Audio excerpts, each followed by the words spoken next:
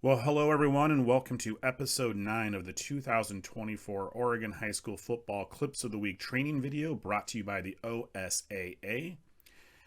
This is the 9th episode and the final one of the regular season. We will be back with one or two episodes during the upcoming playoffs. As always, all rulings and clips have been vetted through Oregon State Rules Interpreter Kevin Hatfield. And as always, we are not looking to embarrass or call out any individual official, association, player, school, or coach. As always, we are working towards our goal of one rule, one mechanic, and one interpretation. Let's get to this week's Clips of the Week. Well, we always talk about how funny things happen on kicks, and the first three clips that we are going to look at involve kicking plays. The first one is a PAT, and this was sent in by official asking whether or not the action by the place kick holder was legal. So let's watch the first part of this play and we'll see where the question comes up. We're going to notice a bad snap, and then the place kick holder gets up and starts running around. So the question from the official was whether or not the place kick holder could do this.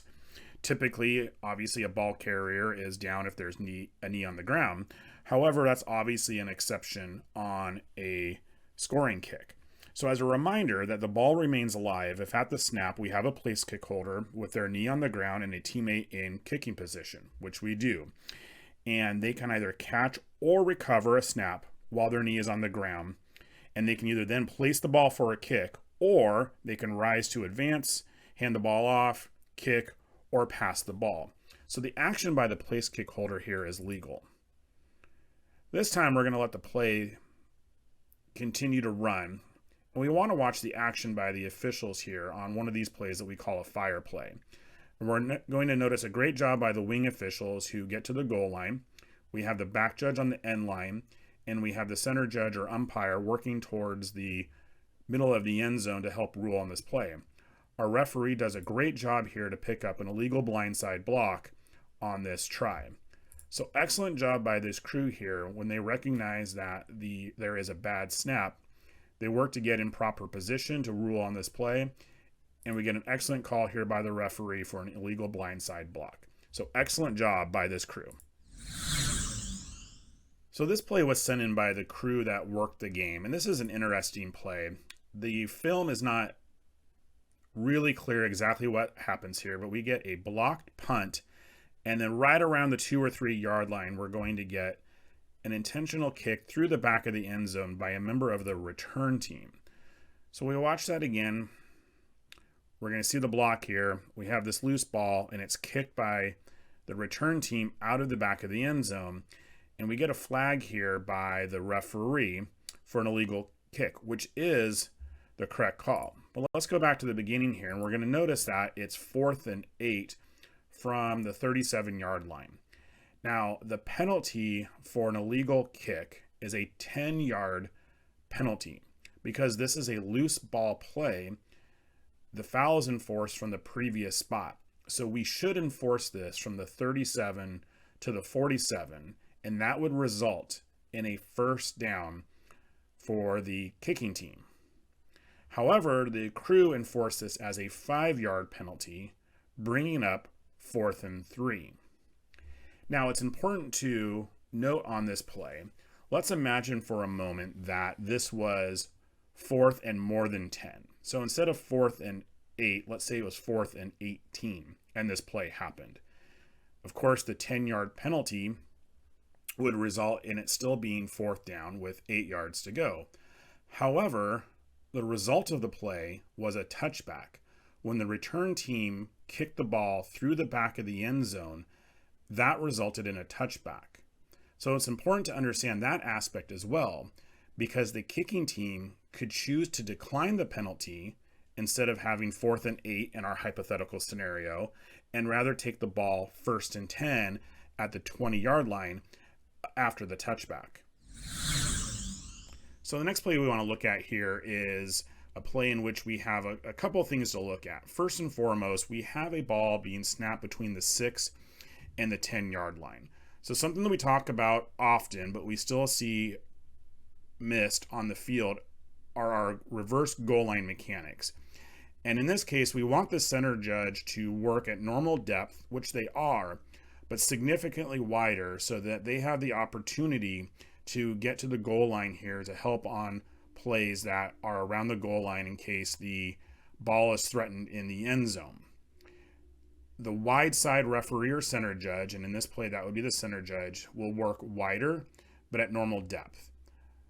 Now we won't see the line judge here, but we would ask them, because they're bracketing the play with the center judge in this case, to work back towards the goal line as well. And we're going to see on this play why that's important. The passer is going to get threatened, and at this point we'd like to see the center judge hustle to the line so they can help on that. Again, we can't see the line judge whether or not they're helping, but the head linesman is doing exactly what they're supposed to be doing and holding the line of scrimmage. Now the passer is going to get threatened here, and they get a pass off. But let's say they didn't. Would we be able to confidently rule on whether or not this passer / runner was out of the end zone? Now, as we watch the end of the play here, they do get a pass off, and the crew ultimately calls a foul for intentional grounding. After reviewing this play, the state rules interpreter would support not having a flag on this play because of the contact and the fact that they're being tackled. That prevented the passer from being able to get the ball past the line of scrimmage. So we do want a little bit of leniency here and taking in the contact by the defense into account. And our state rules interpreter would prefer not to have a foul for intentional grounding on this play. Speaking of intentional grounding, let's look at somewhat of a similar play in which we're going to have the passer scramble outside the free blocking zone, and they're contacted at the same time they're trying to throw a pass. And again, in reviewing this play, our state rules interpreter would like us to take into account the contact by the defense and that preventing the passer from getting the ball to the line of scrimmage. So just like on the first play here, our state rules interpreter would like us to pass on this one and not call intentional grounding. Now another one where we're going to look at intentional grounding. Now in this case, the quarterback is certainly under pressure. They do not get out of the free blocking zone and they're not contacted. They simply spike this ball straight to the ground. Now, when we get the end zone view of this, we can see this better here. Now, normally, one way to get out of this when the passer is not outside the free blocking zone is to have a player in the area. However, per our state rules interpreter here, this pass does not meet that criteria. This is not in the area enough of number 4 for the offense. We should have a foul here for intentional grounding per our state rules interpreter. So one more clip here where we're going to look at the possibility of intentional grounding. And as a reminder that we can have a player legally ground the ball if they're outside the free blocking zone and they throw a pass that gets beyond the line of scrimmage. And in this case, we're going to have a passer that gets outside the free blocking zone and they pass it beyond the line of scrimmage. However, the passer in this case was not the player that first received the snap. We get a backwards pass here, and then this player becomes the passer.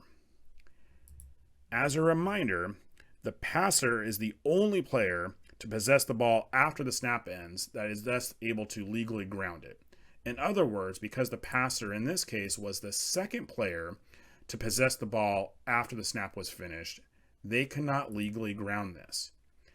And in our state rules interpreter's interpretation, the receiver was not in the area, and we should have a foul here for intentional grounding. So these last few clips are very interesting, but help us determine whether or not we have intentional grounding and some of the factors that need to go through our decision-making process when we have plays like this. One of the things we talk about all the time is making sure that we don't have 5 sets of eyes on the ball. On this free kick, we're going to have the kicking team kicking an onside or squib kick, which they did pretty much the entire game. And you're going to notice that the wing officials are starting at the 25, likely in anticipation of that. And we're going to get an onside kick towards the umpire side of the field here. But we want to pay attention to the top half of the screen here, an action by a member of the kicking team. And they clearly get away with a personal foul here. Now, our center judge or umpire at the bottom of the screen obviously has their hands full, and they're looking to see whether or not they may have blocks, who's touching it first, who recovers it, etc. Our back judge is likely looking at this as well, although being on the opposite side of the field, they might not be able to help as much. But the player highlighted here should absolutely be the head linesman's responsibility. They don't really have a lot to watch on this play otherwise. And we're going to have a member of the kicking team here that gets away with a personal foul. And unfortunately, no one on the crew sees this. So just as a reminder, if the play is going away from you and you have nothing else to look at as an official, make sure to watch off the ball, because this is unfortunately what can happen on plays like this. So we want to highlight some really good officiating on a play here where we have a change of possession. And it's very common on plays that involve a change of possession that we get illegal blocks. And it's important to make sure that, again, we're not all ball watching. And what we're going to notice here is after this interception, we're going to get a block in the back by a member of the return team, the member of the defense. And our line judge does an excellent job of getting that flag out and then continuing to officiate the play down the sideline. We'd also want to make sure that we point out the hustle by our referee. And we get a really good look at this from the end zone view. So we're going to get an interception again, and we're going to get a block in the back. It's subtle, but it's there, and it does help spring the return. Our referee does a great job getting towards the goal line and then working with our wing official to communicate and understand where the runner was out of bounds. So an excellent job by this crew all around. Great job by the line judge to continue to officiate the play, noticing that block in the back, and then continuing to work down the sideline and partnering with their white hat. Just a really good job all around. Well, that's it for this week's Clips of the Week. As always, we appreciate all of the clips that have been sent in by officials and coaches from around the state. We hope that everyone has a safe and successful last week of the regular season, and we look forward to talking to you down the road during the playoffs. Have a great week.